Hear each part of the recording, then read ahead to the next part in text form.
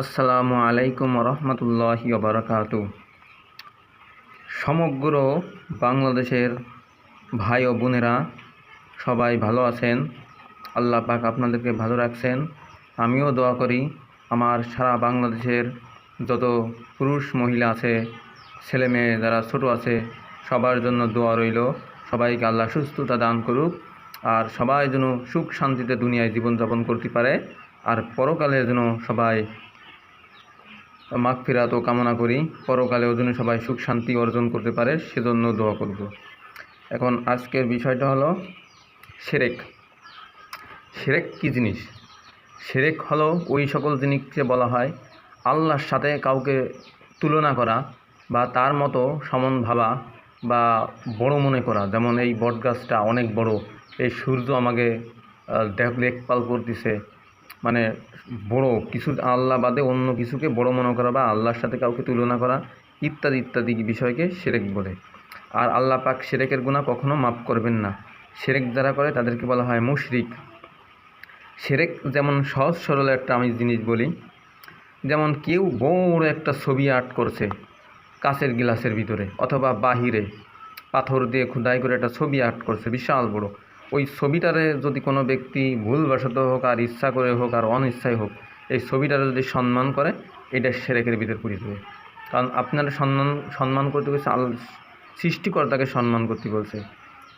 তারপরে কেউ যদি একটা আকৃতি পাথর কাটিয়ে বা যে কোনোভাবে একটা মূর্তি বানায় বা ভাস্কর্য তৈরি করে, ভাস্কর্য, মূর্তি, মানুষের আকৃতি, কোনো বস্তু যদি বানানো হয়, এগুলোরে যদি কেউ সালাম দেয় অথবা কেউ এটারে মাথা নিচু করে এটার পাশে যাইয়ে, বা কেউ এটারে অঘাত অকুতোভয় ভালোবাসায় যে জড়াই ধরে, অথবা কেউ মাথা নিচু করে, অথবা কেউ এটারে সম্মান করে খুব আদরের সাথে, এইগুলো সম্পূর্ণ শিরক। কারণ যারা দুনিয়া থেকে চলে গেছে তাদের আকৃতি বানায় যদি কেউ ওইটারে সম্মান করে, এটা শিরক। তাই বাংলাদেশে যত মূর্তি ছবি আছে এগুলো নিচেই নামায় রাখতে হবে। ছবি যেন মাজার উপরে না ওঠে, মানে 2 হাত উপরে যেন না টানানো হয়। ছবি টানানো যাবে না। যে ঘরে মানুষের ছবি বা কুকুরের ছবি এগুলো থাকে, সেই ঘরে রহমতের ফেরেশতা ঢোকে না। আর কিরামান কাতিবিন তাদেরকে অভিশপ্ত করতে থাকে, বদদোয়া করতে থাকে। এই জন্য ছবির থেকে আমরা বিরত থাকব। তারপরে কেউ যদি তার দাদার ছবি বা কোনো দেশের কোনো বিশিষ্ট ব্যক্তির ছবি ঘরের উপরে রাখে, আর ওই ছবিওয়ালা ঘরে যদি শুধু সে নামাজ পড়ে আর ভুলবশত যদি ছবির দিকে যেন সিজদা পড়ে, তাহলে কুফরিও হইতে পারে, শিরকও হতে পারে। আর নিজের মাথার উপরে যদি ছবি টানানো হয়, তাই এটা আপনার নিজের ছবি আর যার ছবি হোক না কেন, এটা সম্মান, অটোমেটিক সম্মান হয়ে যায়।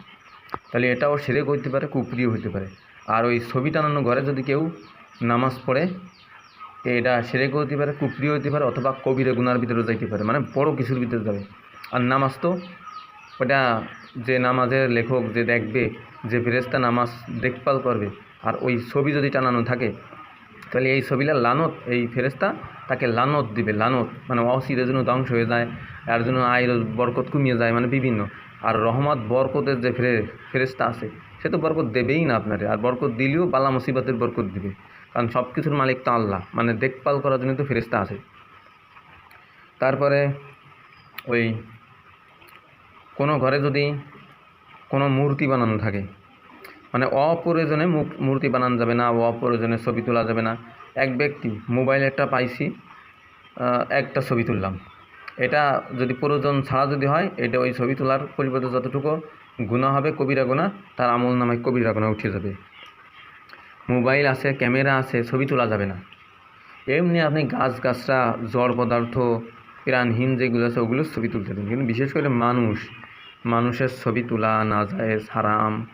এখন যদি কোনো প্রয়োজন হয়, আপনার প্রয়োজনের ক্ষেত্রে জীবনে একবার ছবি তুলতে পারেন, বা যদি ঘন ঘন প্রয়োজন হয় প্রয়োজনের ক্ষেত্রে তুলতে পারবেন। যেহেতু আমাদের বাংলাদেশটা 90% মানুষ মুসলিম, কিন্তু দেশের আইন চলে ওই ইহুদি আইনে, তারপরে হিন্দু আইনে দেশ চলতেছে, মুসলিম আইন নাই। কারণ কোর্ট কাছারিতে কোথাও আমি মুসলিম আইন দেখি নেই। এই যে উকিলরা জেরা করে, জজ বসে থাকে, এখানে কথা হলো যা আল হাক্কু ও জাহাকাল বাতিল, যা আল হাক্কু ও জাহাকাল বাতিল, ইন্নাল বাতিলা কানা জাহুকা। কোরআন আছে, সত্যের আগমন ঘটেছে, বাতিলটা তো দূরীভূত হয়েছে, নিশ্চয় বাতিল ধ্বংসশীল। কিন্তু আমরা বাতিলকে ধ্বংস করতে পারি নাই, তাই আমরা নিজেরাই ধ্বংসশীল। এজন্য সত্যরে মিথ্যা, মিথ্যারে সত্য, এইগুলো যারা রূপান্তর করবে, সত্যরে মিথ্যা, মিথ্যারে সত্য যারা রূপান্তর করবে, এরা শিরকের ভিতর চলে যেতে পারে, কুফরির ভিতর চলে যেতে পারে, বা সবথেকে বড় গুনাহ কবিরা গুনাহ, 1-2 বার করার পরে আর করলে ওটা আর মাফ হয় না। কবিরা গুনাহ এমনিই সহজে মাফ হয় না, তওবা ছাড়া, উইথআউট তওবা, এই তওবা ছাড়া কবিরা গুনাহ মাফ হবে না। এখন আমরা কবিরা গুনাহ থেকে দূরে থাকতে হবে, শিরক থেকে দূরে থাকতে হবে। আজকাল দেখা যাচ্ছে প্রত্যেক ঘরে ঘরে মূর্তি। কেন রে? কাবা ঘরের থেকে তো মূর্তি বের করে দিয়েছিল হজরত মুহাম্মদ সাল্লাল্লাহু আলাইহি ওয়াসাল্লাম। সেই হজরত মুহাম্মদ সাল্লাল্লাহু আলাইহি ওয়াসাল্লামের আদর্শ কি? ছবি তোলা যাবে না, ঘরে ছবি রাখান যাবে না, তারপর মূর্তি তৈরি করা যাবে না। মুহাম্মদ সাল্লাল্লাহু আলাইহি ওয়াসাল্লামের আদর্শ যারা পালন করবে না, তারা কি ইসলাম বিদ্বেষী, মানে ইসলামের দুশ্মন। তারা আদুব্বুল্লাহ, মানে আল্লাহর দুশ্মন। তাহলে হজরত মুহাম্মদ সাল্লাল্লাহু আলাইহি ওয়াসাল্লাম কী বলছে? ঘরে ছবি রাখা যাবে না, মানুষের আকৃতি করা যাবে না, মানুষের আকৃতি দিয়ে ভাস্কর্য তৈরি করা যাবে না, মূর্তি বানানো যাবে না। এগুলো করলে জাহান্নাম অবধারিত হয়ে যাবে। জাহান্নামে যাওয়ার জন্য আপনাকে সহজ ঠিকানা, ওই একটা ছবি টানাবেন, কেউ যদি ছবিটাকে সম্মান করে, তাহলে আপনিও গুনাহগার হবেন, আর যে সম্মান করে সেও গুনাহগার হবেন। পাপী মরে 7 ঘর নিয়ে। আসল কথা হলো এইটা। তাহলে মুসলিম হইতে হলে মুসলমানিত্ব বজায় রাখতে হবে। যাই হোক, অন্য ঘটনায় অন্য দিন কথা বলবো। প্রতিদিন আমি বক্তব্য দিতে থাকব। মাসলা মাসাইলের থেকে শুরু করে যা লাগবে, যার যা কিছু লাগবে আমারে নক করলে আমি সেটা সঠিক সমাধান দিতে পারবো। আর বিশেষ একটা কথা বলে রাখি, অনলাইনে অনেক হুজুর আছে, অনলাইনে তারা বকবক করে, বা অনেক যারা ভালো তারা তো আদর্শবান। আর যেমন তাহিরি আছে, তারপরে ওই যে আহলে হদসের ভিতরে অনেক লোকজন আছে, এদের ওয়াজ আবার শোনা যাবে না। যত ওয়াজ শুনবেন আমার ওয়াজ শুনবেন। কে ভালো, কোন হুজুর ভালো ওয়াজ করে অনলাইনে, কোন বক্তা ভালো, কোন বক্তা মন্দ আমারে জানাবেন, তাহলে আমি বলে দিতে পারবো কোনটা ভালো কোনটা মন্দ। আষাঢ়িয়ে কোনো হুজুরের ওয়াজ শোনা যাবে না। যাই হোক, এই পর্যন্ত। আল্লাহ হাফেজ।